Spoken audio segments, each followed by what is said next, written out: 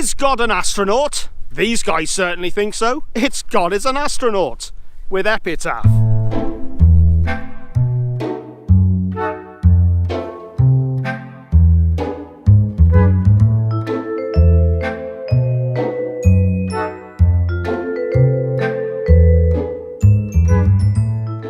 Before I get started, if you're new to the channel and you like what you see, make sure you subscribe so you don't miss out on any of my bullshit. Epitaph by God is an Astronaut. There were a lot of great albums that come out this week, or a lot of albums I wanted to review.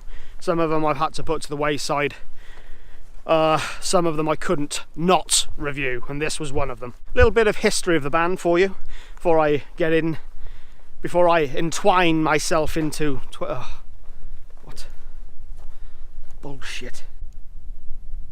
God is an Astronaut were named after a line in the Clive Barker film Nightbreed. I assumed it was something to do with Eric von Daniken, who wrote Chariot of the Gods.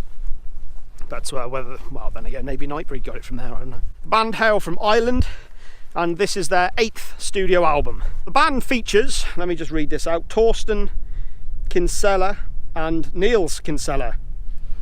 These are twin brothers. Torsten plays guitar, piano, synth and does vocals, and Niels does bass. And also on drums you have Lloyd Haney. The band are classed as post-rock. They share some similarities to bands like Neurosis, not in terms of heaviness, although there is certainly heavy instrumentation on this album. But in terms of when they play live, they quite often use projectors and video, which goes along with the music that they're playing. By all accounts, a very engaging live act as well. This album's actually largely instrumental. It's only 7 tracks, but it stems 45, I think it's about 46-47 minutes worth of music. So what I'm going to do is actually expound. Is it expound or expand? Expound or expand? Expound to expand. Do we do one without the other? Do they even link up? Do they make any sense whatsoever? So what I'm going to do is just sort of give a little explanation for each title to each song, because there's no real lyrics, or certainly none that I could ascertain. There's a lot of good albums that have come out this week, and I had to make a choice of which ones I was going to review and which ones I was going to be a bit briefer with or not review at all. And I simply had to review this one. I've listened to this a number of times now, and it affected me quite deeply. This is one of those albums that you have to go into. It's very atmospheric, very ambient, very contained, I suppose. Definitely an album I enjoyed on the headphones, kind of just laying down in the dark, and really, but not in a bad way, just letting the music consume me, really. One thing I did find listening to this album on the first listen, there's a sort of sadness that permeates the album. I couldn't quite place what it was, but there's a definite melancholy, beyond melancholy, a real sadness that goes through it. When I started researching the album, I found out exactly what that was.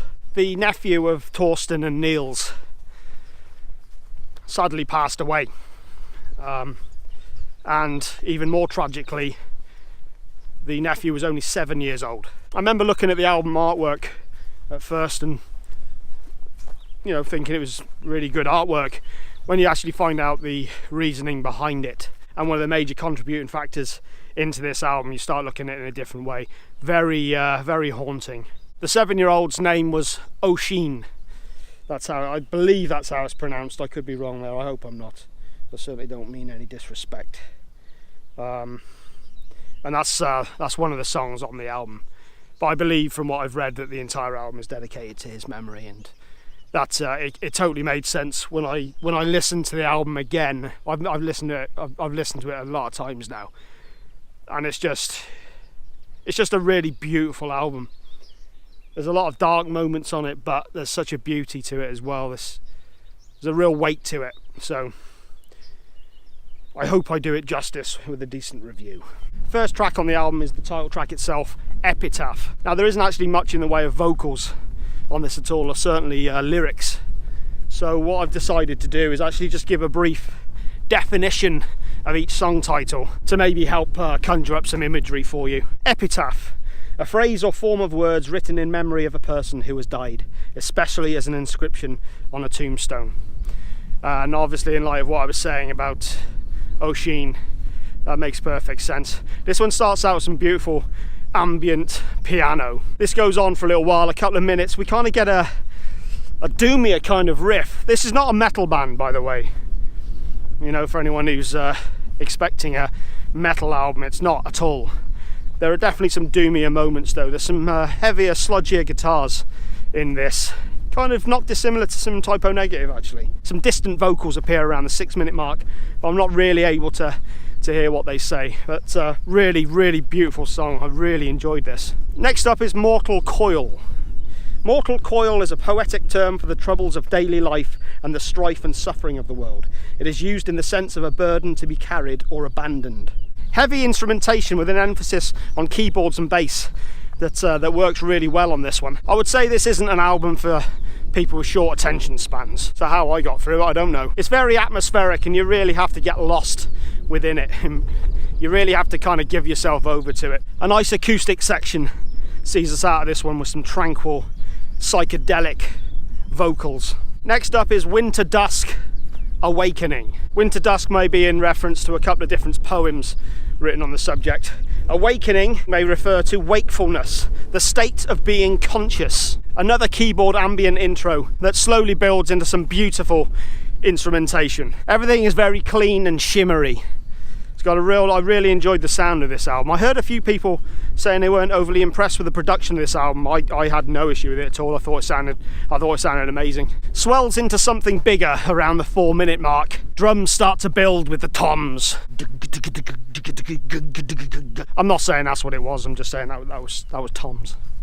Some of the ambient guitars in this really remind me some of the early work of the Verve, their first EP and their first album especially. Really great stuff. Track number 4 is Seance Room. This is a really strong song. A seance is an attempt to communicate with spirits. Dark, menacing atmosphere with shimmering clean guitars. A juxtaposition, if you will. Some nice distorted guitars and bass kick in as well, with some dark sounding synthesizers. Real nice use of dynamics in this one, I felt. Really builds to a great close. This one conjured up a lot of great imagery, as its name suggests. I really thought that this one was a standout song, one you should check out. Track 5 is Coma Rebby. This had a very sort of William Orbit style intro, very ambient, textured. I think the definition of Coma Rebby will explain everything. Coma Rebby is an untranslatable word which eloquently captures the effect of sunlight streaming through the leaves of trees. Listen to this song and that's exactly what you'll see. Beautiful. Track 6 is Medea, which I assume is in reference to the Greek goddess. Medea in Greek mythology, an enchantress who helped Jason, leader of the Argonauts, to obtain the Golden Fleece. There were parts of this song that actually really reminded me of Neurosis or Uphomamet. That sort of distorted bass sound very slowly builds from clean ambient instrumentation to probably one of the heavier songs on the album. And the final track is the aforementioned Ocean. This is I think it's about a 4.5 minute piece that's, I'm guessing, dedicated to the memory of their 7-year-old nephew who tragically passed. Ocean apparently means little deer, but it also relates to some Celtic mythology.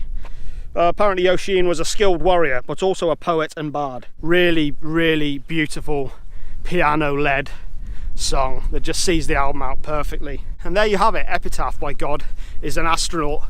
Not a huge amount I could say about the album because there was no real lyrics to it or anything else, but I hope that's given you some sort of flavour or piqued your interest in checking it out. It's a very deep album, but a very rewarding one, I found. There's actually a lot to enjoy here, despite the subject matter or the inspiration for the album. There's some really truly beautiful stuff on this album. Some heavy moments as well. Just a really astounding piece of work, I found. Highly recommend you check this out.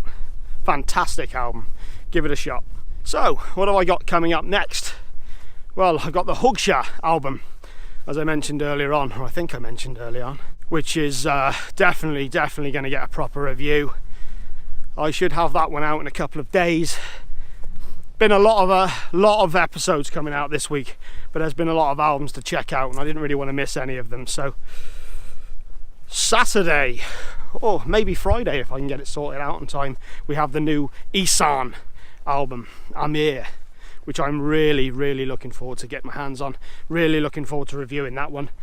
I might have a look at the new Parkway Drive album, and I should really get back to doing some subscriber requests as well. plenty coming up, plenty to look out for, plenty to subscribe for. So do that.